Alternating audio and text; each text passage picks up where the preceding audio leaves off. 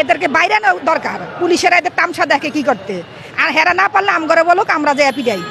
15 দিন পর পর, 1 সপ্তাহ পর পর, 2-4 দিন পর পর শুধু দাবি, শুধু দাবি।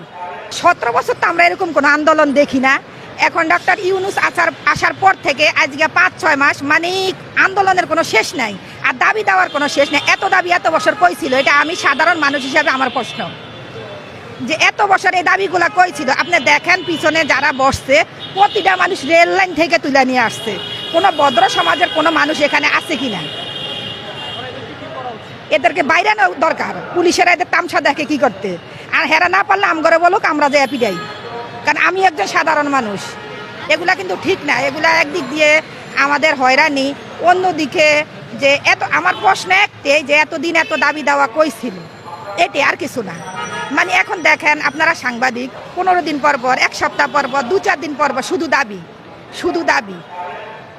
এটা আমি না, আমার মতন আরো সাধারণ জনগণ অনেক আছে, ওনাদের একটি প্রশ্ন যে এতদিন এই দাবি দেখা কই ছিল?